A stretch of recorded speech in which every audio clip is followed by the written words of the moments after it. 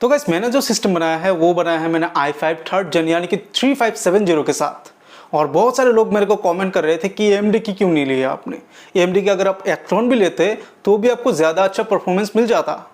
ये सही है, एक्चुअली में ये ज़्यादा परफॉर्मेंस दे देता मुझे, बट कैसे, हाउ, उसका स्पेसिफिकेशन क्या है, इसका स्पेसिफिकेशन क्या है, वो भी देखना बहुत ही ज़रूरी है।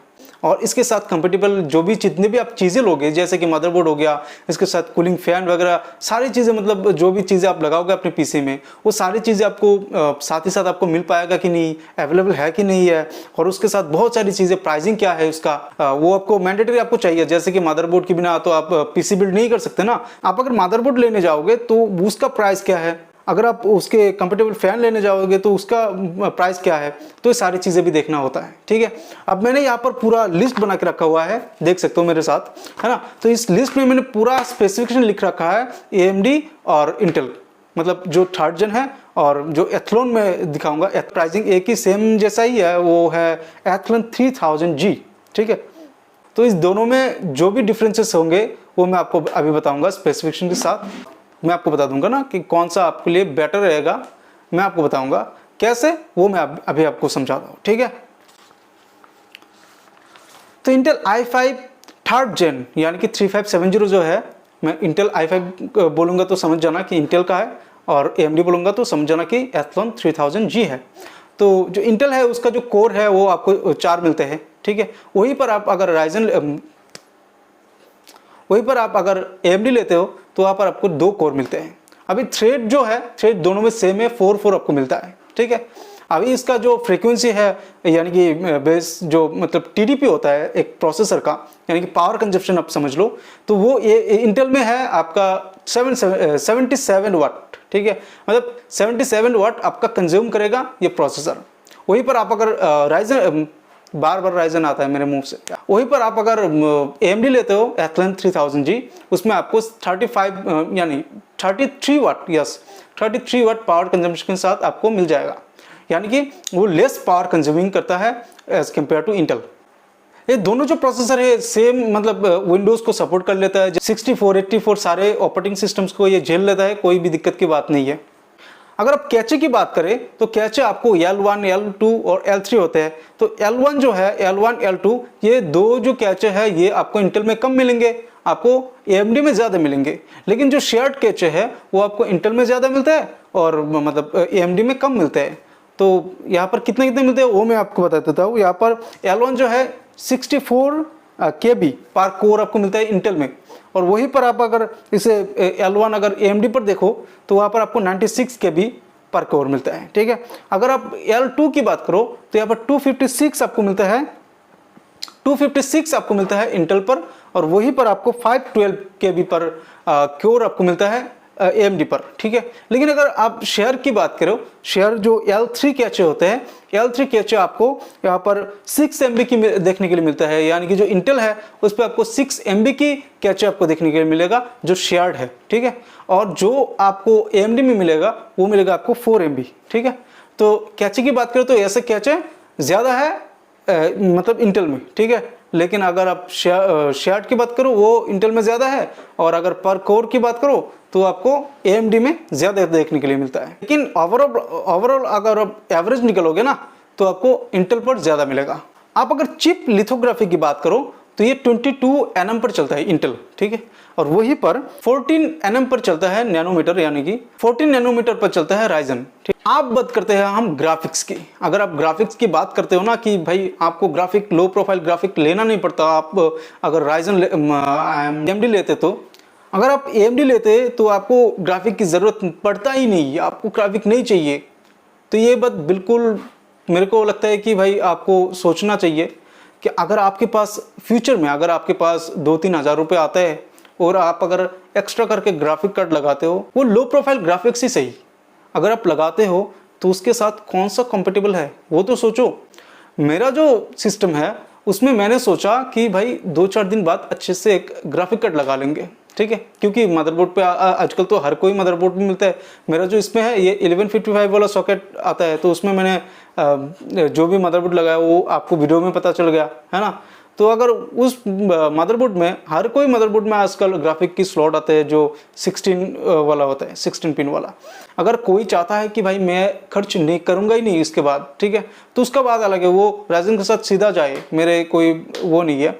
बट अगर आप चाहते हो कि आप अगर थोड़ा दिन बाद अगर आप मतलब इसको थोड़ा सा अपग्रेड करना चाहते हो, यानी कि एक ग्राफिक कार्ड लगा लेते हैं, इसका परफॉर्मेंस में थोड़ा सा बूस्ट मिलेगा, इसमें वीडियो एडिटिंग करूंगा, इसमें गेम्स खेलूंगा, तो भाई बहुत ही अच्छा मतलब मेरे को स्पीड मिल जाए, तो स्पीड और FPS अच्छा मिल जाए, तो आपको एक लो प्रोफाइल ही सही आपको ग्राफिक कार्ड लेना पड़ेगा। जो प्रोसेसर के साथ जो इंटीग्रेटेड ग्राफिक्स होते हैं वो इतना खास नहीं होते हैं, मैं सच बता रहा हूँ, इतना खास नहीं होता है। तो आपको किसके साथ जाना चाहिए?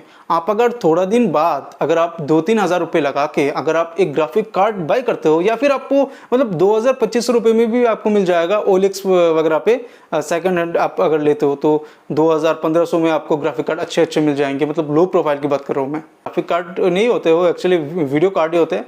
जो लो प्रोफाइल वीडियो कार्ड होते हैं वो आपको बहुत ही कम कीमत पर 1500-2000 इतने में आपको मिल जाता है सेकंड हैंड। और अगर नया लेते हो तो 3 से 4 हज़ार रुपये आप लगा के 730 जैसा आप ग्राफिक कार्ड 2 GB के लगा सकते हो आराम से, ठीक है। तो उसमें आपको कौन सा बेटर परफॉर्मेंस देगा? आप अगर i5 लगाते हो उसमें आपको 2500 मिलता है ना HD। उसके साथ i5 में क्या होता है कि इंटीग्रेटेड जो ग्राफिक्स है प्रोसेसर में, उसके साथ जो अनदर जो आपने डेडिकेटेड जो GPU लगाया है, ग्राफिक्स कार्ड लगाया है, उसके साथ यह मार्च अच्छे से हो जाता है, मतलब खुल मिल जाता है। और क्या, तो ये आप अगर AMD के साथ करना चाहते हो, ये अगर आप Athlon 3000G से करना चाहते हो तो ये कभी भी नहीं हो पाएगा। क्यों? क्योंकि यार उसमें ऐसा सिस्टम बना हुआ है कि उसमें मतलब इंटीग्रेटेड जो ग्राफिक है वो अगर अच्छा चल रहा है ना तो वही चलेगा। अगर डेडिकेटेड में चल रहा है ना, गेम वगैरह अगर चला रहे हो, वो अगर डेडिकेटेड में चल रहा है तो डेडिकेटेड में ही वो स्टिल रहेगा। दोनों के साथ मर्ज करके एक अच्छा कॉम्बिनेशन नहीं बना सकता। इंटीग्रेटेड ग्राफिक है, उसमें आप अगर गेम चलाते हो तो इंटीग्रेटेड ग्राफिक्स में बहुत ही अच्छे से चलेगा। लेकिन आप अगर डेडिकेटेड ग्राफिक लगाते हो, यानी कि आप मान लो कि 610 लगाए हो, ठीक है, इसके साथ आपने 610 ग्राफिक कार्ड लगा दिए और 610 का परफॉर्मेंस तो बहुत ही घटिया है। आज के टाइम के साथ आप अगर कंपेयर करते हो तो आप 610 जैसे ग्राफिक कार्ड को आप ग्राफिक कार्ड की लिस्ट में रख ही नहीं सकते, है ना। तो इस केस में आप क्या करोगे? अगर आप Athlon लेते हो ना, तो अगर आप डेडिकेटेड ग्राफिक कार्ड लगा भी दिए तो आपका परफॉर्मेंस बूस्ट नहीं हो पाएगा। लेकिन वही चीज़ आप अगर इंटेल के साथ करोगे ना तो आपको ज़्यादा से ज़्यादा परफॉर्मेंस मिल पाएगा एज कम्पेयर टू AMD, ठीक है। तो इस वजह से मैं कहता हूँ कि हाँ, इसका जो इंटीग्रेटेड ग्राफिक्स है इंटेल से बेटर है। बट अगर इसके साथ मैं मर्ज करना चाहूँ, एक डेडिकेटेड ग्राफिक लगाना चाहूँ, तो उस केस में मेरे को इंटेल ज़्यादा परफॉर्मेंस दे पाएगा। तो मैं कौन से के साथ जाऊँगा? आप अगर सोचते हो कि मतलब मेरा जो PC है उसमें मैं थोड़ा सा माइनिंग भी करूँ, माइनिंग कैसे करते हो वो सीखना चाहिए, अगर आप बजट में अगर माइनिंग भी सीखना चाहते हो ना, तो मेरे हिसाब से इंटेल बेटर रहेगा। क्योंकि यार इंटेल में माइनिंग अच्छी होती है एज कम्पेयर टू AMD जो Athlon 3000G है उसमें आप माइनिंग बिल्कुल भी नहीं कर सकते। माइनिंग के बारे में सीखने के लिए आप अगर सोचते हो कि हाँ भाई थोड़ा सा सीख लेते हैं कि माइनिंग कैसे करी जाती है, क्या होता है, क्या कुछ नहीं कर सकते आप AMD के साथ। लेकिन आप अगर इंटेल का लेते हो तो आपको बहुत ही अच्छा रिजल्ट मिल सकता है। तो उस केस में आप क्या करोगे? ऑब्वियसली आप इंटेल के साथ ही जाओगे मेरे हिसाब से। तो मैंने भी यही सोच के लिया कि भाई इंटेल लेंगे तो ज़्यादा सा मेरे को मतलब थोड़ा सा चीज़ें मेरे को ओल्ड जनरेशन का मिल रहा है, क्योंकि वो प्रोसेसर जो है 2012 में आया था। इंटेल i5 3rd Gen जो है 2012 में आया था, और जो AMD जो Athlon है 3000G ये आया है 2019 में। तो ऑब्वियसली बात है कि उसमें थोड़ा सा आपको ओल्डर वर्जन मिलता है, थोड़ा सा चीज़ें आपको कम मिलेंगे, लेकिन उसके साथ जो कंपेटेबल है वो सारी चीज़ें आपको ज़्यादा अच्छा मिलते हैं। और जो भी चीज़ें आप करना चाहो तो अगर ना के बराबर ही सही चल तो रहा है ना, लेकिन AMD में ऐसा है कि आप माइनिंग तो बिल्कुल छोड़ ही दो, वो आप कर ही नहीं सकते, सीख भी नहीं सकते। फ्यूचर की बात करो, आपको कभी अगर मन हुआ कि भाई माइनिंग कर लेते हैं, आज माइनिंग सीख लेते हैं कैसे करते हैं, तो वो आप नहीं कर सकते। इसमें बहुत सारी चीज़ें ऐसे हैं जो इसके साथ अच्छे से मर्ज नहीं होता है।